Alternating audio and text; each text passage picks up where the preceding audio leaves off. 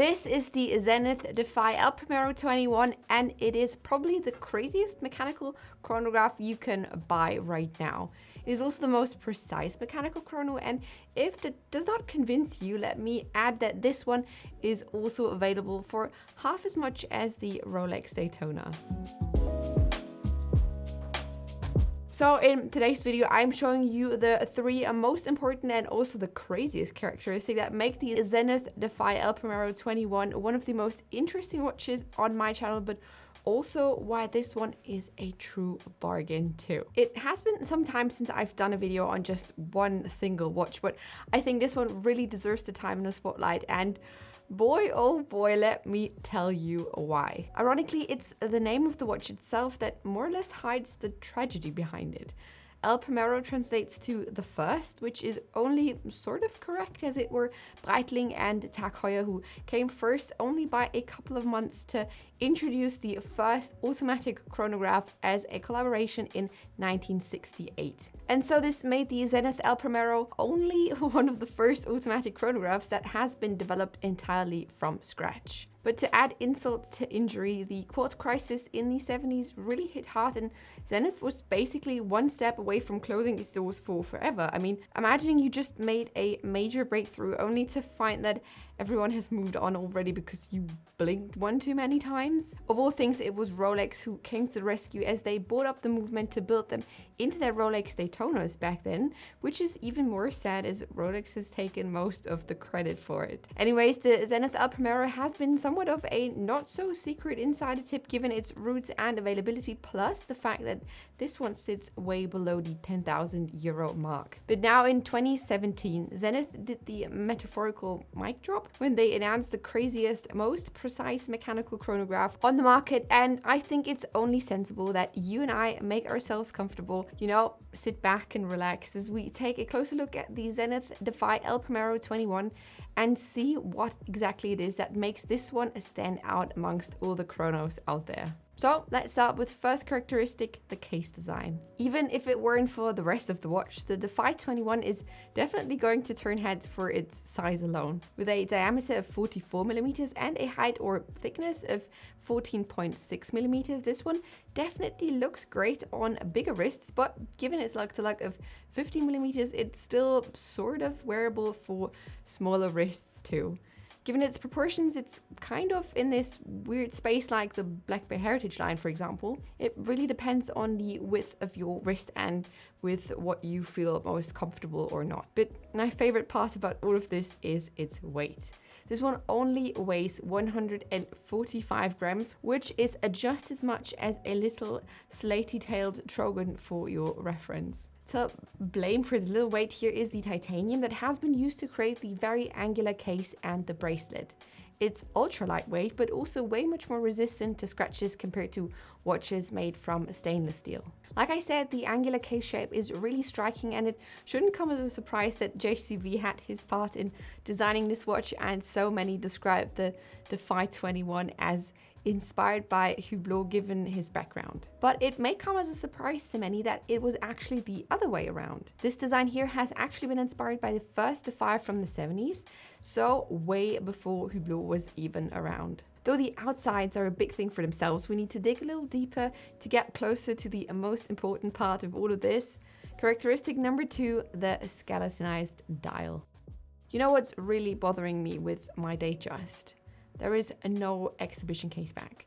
No way for me to take a little peek into what's inside. I mean, I could technically pop the back open, but I'm not a watchmaker, and I have no interest in breaking my watch just because I'm curious. And so this Zenith here is the absolute opposite. It shows basically everything. Every tiny detail is visible, and I think what's even cooler here is the color scheme that runs throughout the entire watch. You got all these deep blues and reds and the anodized parts.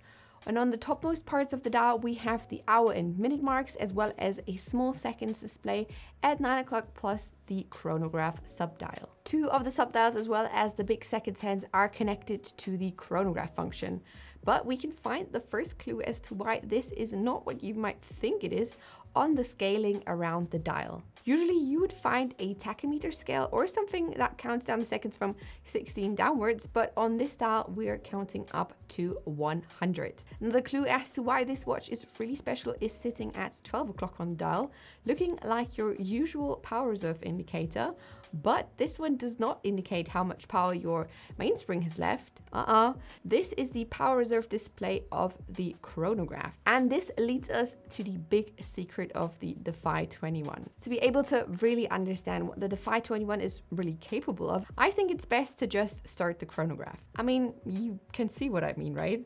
This is not your run-of-the-mill chrono hand that just idly ticks across the dial. Now you can see why the scale is subdivided into 100th instead of 60th parts.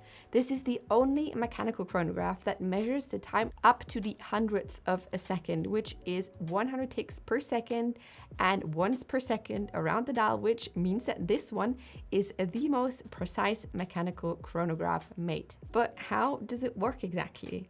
I mean, you can see that the balance wheel in between 7 and 8 o'clock is ticking much slower than that, which is 10 ticks per second or 5 hertz to be exact. Well, if you look close enough, you spot the answer not only to that question, but also as to why the power reserve indicator at 12 o'clock is for the chronograph function only and not the entire watch. As you can see at 10 o'clock, almost on the back of the watch, there is another balance.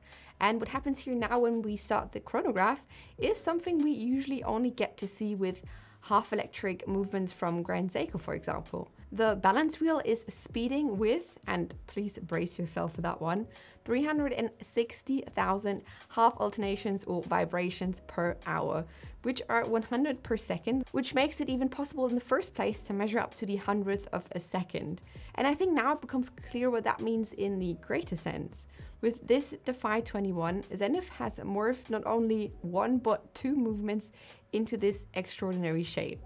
One of it powers your regular time functions, you know, the hour, minutes, and seconds. The other one is responsible solely for the chronograph and provides 50 hertz for 50 minutes, which is the energy reserve you can see indicated at 12 o'clock. But one question still remains: how do you wind both movements? Well, Zenith put on their thinking cap for that one and came up with the genius solution. So when twisting the crown clockwise, you wind the chronograph. But when you twist it the other way around, so counterclockwise, you wind the other movement, so the standard time display up to a power reserve of about 50 hours. And it is also an automatic movement, so you have the anodized tungsten rotor on the back to help you out with that whenever you are wearing the watch. It is also shaped like the Zenith style, which is always a very nice touch with Zenith movements. So, given all of this, I think it is safe to say that this one is definitely one of the most interesting and efficient chronographs currently available. And now we all are left with the question, in which scenario a watch like that is ever going to come in handy or useful in today's time. And you are free to leave your ideas and suggestions right here. Because, truth be told, in times of smartphones and all that jazz, such mechanical precision is more than just obsolete. But they have been obsolete since the 70s and the rise of quartz watches, so there's no need to feel sad about it. Watches like that are a statement. They're being created just because they can. Like I said, this one is a mic drop and I love it. Given the sheer size, it's definitely not something for me, though I have to say that given the titanium, this wears much more comfortable than other watches within that size range. But let me know what you think. What is your take on the Defy 21? Do you like skeletonized dials, or is this one just a bit too much for you? Make sure to let me know in the comments down below. And that was it for today. If you have enjoyed this video, make sure to give it a thumbs up. And if you want to see more videos like that, I recommend subscribing to this channel so you don't miss out on any new videos. And as always, thank you so much for watching today, and I will see you in my next one. Bye.